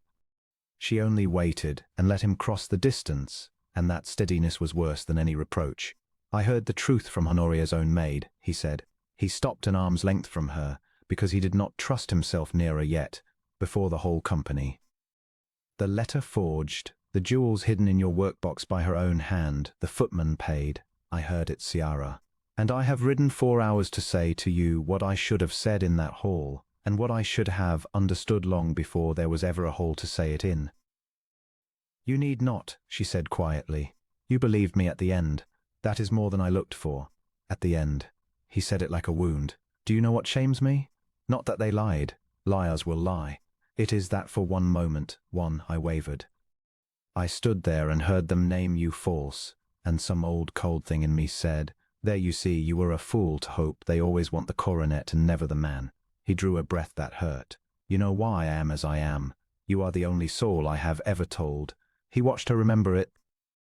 The thing he had confessed to her at dusk in the library weeks ago, and had never spoken of since. The girl he had been promised to in his 24th year, who had smiled at him through a whole spring and wept prettily at his devotion and married his cousin the moment the older man came into 40,000 a year. How he had learned that day that his name was a thing women coveted and his heart, a thing they stepped over to reach it. How he had built himself a fortress after and appointed himself its only prisoner. He had told her all of it in the dark, expecting pity. She had given him none. She had said only that a man was not a coronet, and that she was sorry no one had troubled to tell him so. "I built this castle's coldness," he said. "I made it a place to keep people at the proper distance. And then I put you in it to be got with an hair and forgotten. God forgive me, a convenient wife to give me a son and never trouble my solitude. That was the whole of my design. A bargain. A transaction fit for a man who had decided love was a lie told to the wealthy. I knew what I was," she said. "There was no bitterness in it. A parson's daughter with a dead father and a mother's debts, and no dowry but the ability to keep accounts and mend what was torn." "You did not deceive me, Sedwin. You offered me a roof and a name and asked nothing of my heart, and I thought that was a mercy, that at least no one would break what I did not give." "And did you keep it then?" he asked. He had not meant to ask it. It came up out of him before his pride could stop it. "Did you keep your heart to yourself in this cold house I gave you?" She was silent so long that the candles guttered. "No," she said at last. "That is the trouble with me, Your Grace. I have never once in my life been able to keep a cold room cold. I light the fire. I cannot help it." Her eyes were bright now, though she did not let the tears fall. "I lit them everywhere. In the kitchens, in the nursery I had no earthly reason to prepare. In the gallery here where your grandmothers glare down, and no one had dusted them in a decade. And I lit one for you, and I hated myself for it because you had told me plainly you did not want it, and I am not a woman who forces her warmth on those who have not asked." "Ask," he said. She stared at him. "I am asking," Sedwin said, and now his voice broke clean through the last of his guard. "I am standing in the ruin of everything I believed about my own heart asking. I do not want a convenient wife. I do not want an hair got in a cold bargain and a solitude kept forever after. I want the woman who made my dead house live. I want to come home to bread baking and a child laughing on my stairs, and you you straightening a crooked tapestry as though the whole world were not against you, for the rest of the years I am given, Ciara Femby. I am asking you to stay, not because I command it, not because we are wed already before the law, but because I cannot any longer conceive of a single warm thing in my life that does not have your hand in it. He saw her waver then, at last, saw the steadiness cost her something to hold. You must be certain, she said low, because I will tell you plainly what I will not have. I will not be your rescue, Sedwin. I will not be the poor girl a great man raised up out of pity when the world had used her ill. If that is what moves you, guilt, or the wish to right a wrong, or the fine feeling of lifting the fallen, then thank you, and I will take my roof and my name and trouble you no further, and we will be civil strangers as we bargained. I have had a lifetime of being someone's good deed. I would sooner have nothing. It is not pity, he said. Then what is it? Say it so I believe it. It is that I am not whole when you are out of the room. He had never said such a thing aloud in his life. He had not known his mouth could form it. It is that I rode 4 hours with my heart in my throat, not to rescue you. You needed no rescue. You stood in that hall more a sovereign than I have ever been. But because the thought of this castle without your light in it was a colder thing than in any winter I have known. I do not want to lift you up, Ciara. I want to stand beside you. There is a difference, and I have only just learned it, and you are the one who taught me. And then she let it fall, the one tear, and she did not wipe it away, and she said yes, only that. Yes, said Wynne, as though it were the simplest thing in the world, and perhaps he thought it was, and he had only made it hard by being afraid. He closed the last of the distance and took her hands, and they were warm, they were always warm, and he raised them and pressed his mouth to her knuckles and held them there against his lips a long moment with his eyes shut, and that was all, and it was everything. There remained the matter of the world, and the world did not wait long. Within the week there was to be a great assembly at Wulfstead, the very gathering long planned, at which Honoria Rowntree had meant to see Ciara cast out in disgrace, and had instead seen her own maid undo her. Sedwin might have cancelled it. He did not. He sent the cards out afresh, and to every noble house in 3 counties that had smirked behind its fan at the parson's daughter, and he had it known that the Duke of Wulfstead requested the honour of their presence to hear an announcement he wished all the county to witness. They came. Of course they came. Curiosity brought the ones that malice had first invited, and the great hall filled with silk and jewels, and the particular chill of 100 people waiting to see which way a duke's cruelty would fall. Honoria Rowntree came too, though how she dared it Sedwin could not fathom, pale, brittle, her scheme in ruins, clinging to the shreds of her consequence because to stay away would be to confess. She had counted, he supposed, on his shame to keep the whole ugly business quiet. She did not yet understand the man she had misjudged. The hall was warm. That was the first thing anyone remarked upon crossing the threshold. The guests who remembered Wulfstead as a mausoleum of a place, all echo and cold stone. It was warm now and bright, and there were flowers from a garden that had been a wilderness a season ago, and the tapestries hung straight, and the long-dead grandmothers looked down not on a tomb but on a home. He watched the guests feel it and not know what they felt. He knew she had done it. Every warm stone of it was her. He led her out before them all himself, her hand upon his arm, and he did not seat her below the salt where the schemers had thought to keep her, nor even at his right hand as a favoured guest. He brought her to the dais, to the great carved chair beside his own that had stood empty since his mother's death, and he handed her into it, and a rustle went through the hall like wind through a field before rain.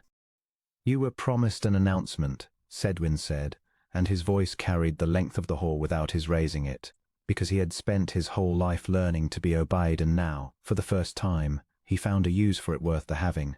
Here it is. This lady is Ciara, and she is my wife, not in name only, as some of you have been pleased to gossip, but in the whole of my heart, which I did not know I possessed until she taught me where I had hidden it. There has been a slander spoken against her under my own roof.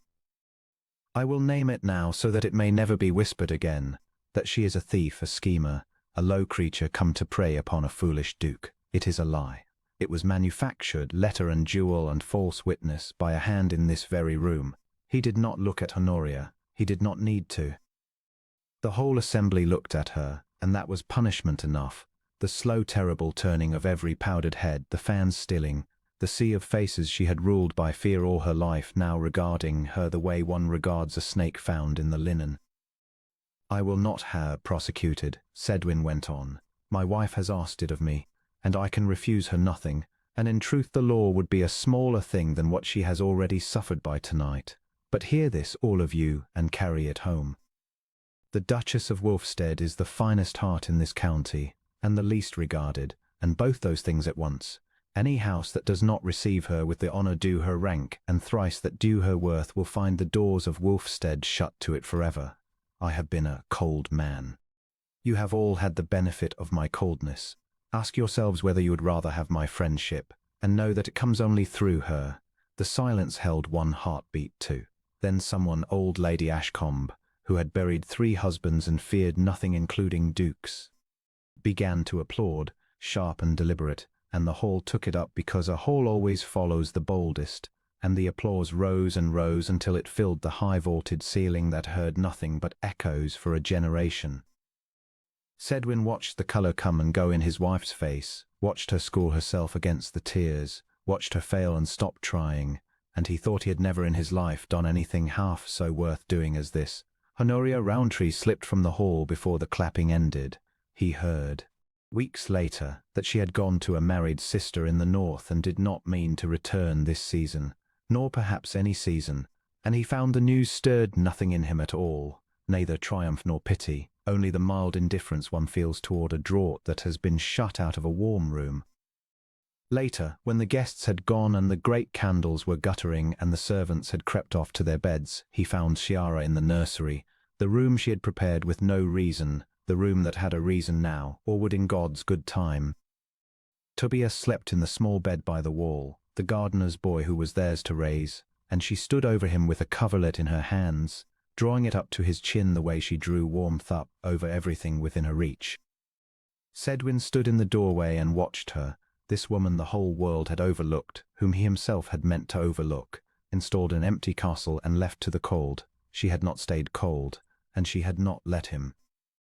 She had lit the fires one by one, in the kitchens and the gallery and the nursery, in the dead hall and the deader heart of the man who owned them, until there was no room left in all of Wolfstead, where a person might go to be alone with old grief. She looked up and saw him watching. She did not ask what he was thinking. She only put out her hand, and he crossed the room and took it, and stood beside her, not above, in the small warm circle of the nightlight, looking down at the sleeping child.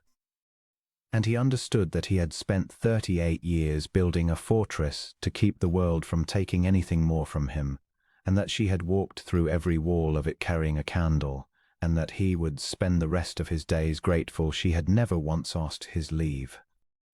"I gave you an empty castle," he murmured against her hair. "I know," she said. He felt her smile. "I kept it.